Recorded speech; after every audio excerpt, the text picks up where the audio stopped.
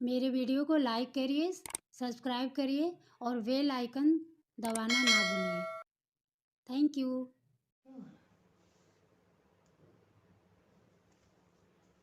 हर हर महादेव। नमस्कार दोस्तों, सभी को पता है कि इस समय श्राद्ध पक्ष चल रहा है और ये 16 दिन का होता है। 16वें दिन इनकी विदाई होती है।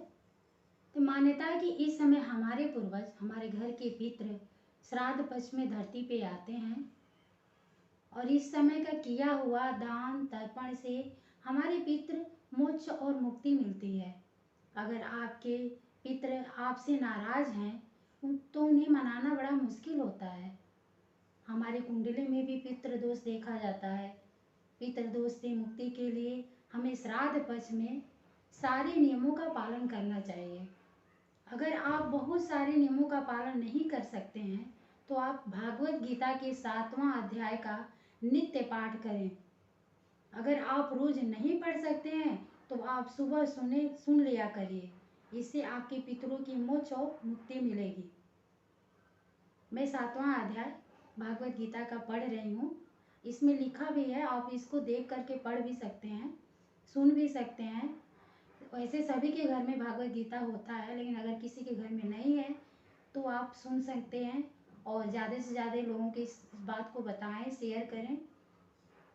अच्छी बातें बताना अच्छी बात होती है, सभी के लिए फ़ायदा होता है, आपके लिए भी और सुनने वाले के लिए भी फ़ायदा होता है।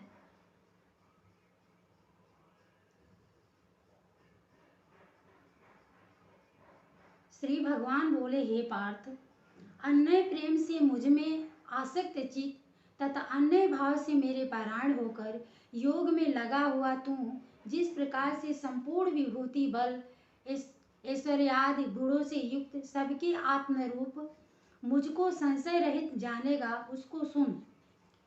मैं तेरे लिए इस विज्ञान सहित तत्व ज्ञान को संपूर्णतया कहूँगा, जिसको जानकर संसार में फिर और कुछ भी जानने योग्य शेष नहीं रह जाता।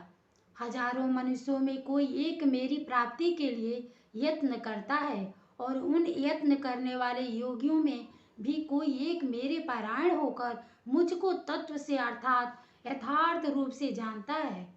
पृथ्वी, जल, अग्नि, वायु, आकाश, मन, बुद्धि और अहंकार भी इस प्रकार ये 8 प्रकार से विभाजित मेरी प्रकृति है। ये 8 प्रकार के भेद वाली तो अपरा अर्थात मेरी जड़ प्रकृति है। और हे महाभाव, इसे दूसरी को जिससे यह संपूर्ण जगत धारण किया जाता है, मेरी जीव रूपा परा अर्थात चेतन प्रकृति जान।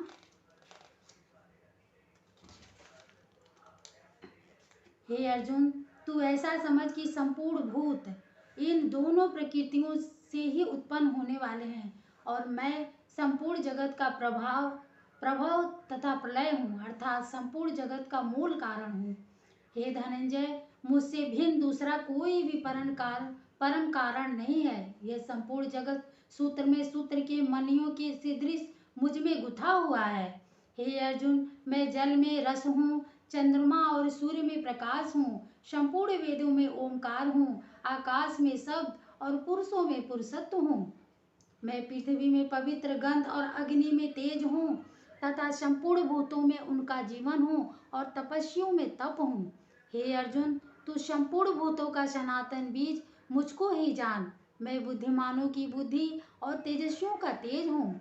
हे भरतश्रेष्ठ, मैं बलवानों का आसक्ति और कामनाओं से रहित बल अर्थात सामर्थ्य हूँ और सब भूतों में धर्म के अनुकूल अर्थात शास्त्र के अनुकूल काम हूँ। और भी जो सत्व गुण से उत्पन्न होने वाले भाव हैं और जो रजोगुण से तथा तमोगुण से होने वाले भाव हैं, उन सबको तुम मुझसे ही होने वाले हैं ऐसा जान, परंतु वास्तव में उनमें और मुझ में नहीं।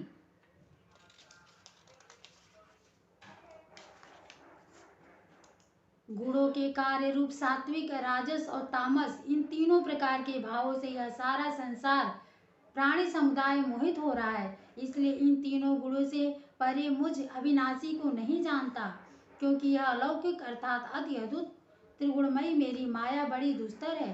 परंतु जो पुरुष केवल मुझको ही निरंतर भजते हैं, वे इस माया को उल्लंघन कर जाते हैं अर्थात संसार से तर जाते हैं। माया के द्वारा जिनका ज्ञान हरा चुका है, ऐसे आसुर स्वभाव को धारण किए हुए मनुष्यों में नीच दूषित कर्म करने वाले मूढ़ लोग मुझको नहीं भजते। हे भरतवंशियों, मैं श्रेष्ठ अर्जुन उत्तम कर्म करने वाले अर्थार्थी, आर्त, जिज्ञासु और ज्ञानी, ऐसे 4 प्रकार के भक्तजन मुझको भजते हैं। उनमें नित्य मुझ में एक ही भाव से स्थित अनन्य प्रेम भक्ति वाला ज्ञानी भक्त अति उत्तम है, क्योंकि मुझको तत्व से जानने वाले ज्ञानी को मैं अत्यंत प्रिय हूँ और वह ज्ञानी मुझे अत्यंत प्रिय है। ये सभी उदार हैं, परंतु ज्ञानी तो साक्षात मेरा स्वरूप ही है, ऐसा मेरा मत है, क्योंकि वह मदगत मन बुद्धि वाला ज्ञानी भक्त अति उत्तम गति स्वरूप मुझ में ही अच्छी प्रकार स्थित है। बहुत जन्मों के अंत के जन्म में तत्व ज्ञान को प्राप्त पुरुष जब सब कुछ वासुदेव ही है इस प्रकार मुझको भजता है, वह महात्मा अत्यंत दुर्लभ है। उन भोगों की कामना द्वारा जिनका ज्ञान हरा जा चुका है, वे लोग अपने स्वभाव से प्रेरित होकर उस नियम को धारण करके अन्य देवताओं का भजते हैं, अर्थात पूजते हैं। जो सकाम भक्त जिस देवता के स्वरूप को श्रद्धा से पूजना चाहता है, उस भक्त की श्रद्धा को मैं उसी देवता के प्रति स्थिर कर देता हूँ। वह पुरुष उस श्रद्धा से युक्त होकर उस देवता का पूजन करता है और उस देवता से मेरे द्वारा ही विधान किए हुए उन इच्छित भोगों को निस्संदेह प्राप्त करता है। परंतु उन अल्प बुद्धि वालों का वह फल नाशवान है तथा वे देवताओं को पूजने वाले देवताओं को प्राप्त होते हैं और मेरे भक्त चाहे जैसे ही भजें, अंत में वो मुझको ही प्राप्त होते हैं। बुद्धिहीन पुरुष मेरे अनुत्तम अविनाशी परम भाव को न जानते हुए मन इंद्रियों से परे मुझ सच्चिदानंद घन परमात्मा को मनुष्य की भांति जन्म कर व्यक्ति भाव को प्राप्त हुआ मानते हैं। अपनी योग माया से छिपा हुआ मैं सबके प्रत्यक्ष नहीं होता, इसलिए यह अज्ञानी जन समुदाय मुझ जन्म रहित अविनाशी परमेश्वर को नहीं जानता, अर्थात मुझको जन्मने मरने वाला समझता है।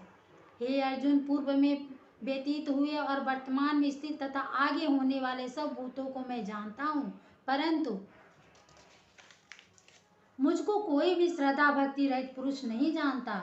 हे भरतवंशी अर्जुन, संसार में इच्छा और द्वेष से उत्पन्न दुख सुख दुखादि द्वंद्व रूप मोह से संपूर्ण प्राणी अत्यंत अज्ञाता को प्राप्त हो रहे हैं, परंतु निष्काम भाव से श्रेष्ठ कर्मों का आचरण करने वाले जिन पुरुषों का पाप नष्ट हो गया है, वे राग द्वेष जनित द्वंद्व रूप मोह से मुक्त दृढ़ निश्चयी भक्त मुझको सब प्रकार से भजते हैं।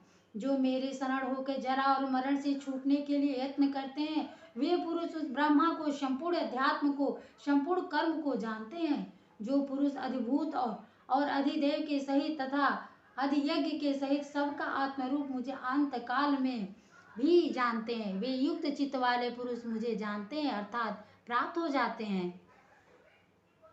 धन्यवाद दोस्तों, आप इसका नित्य पाठ करिए। अगर नहीं कर सकते हैं तो आप इसको सुनिए। धन्यवाद।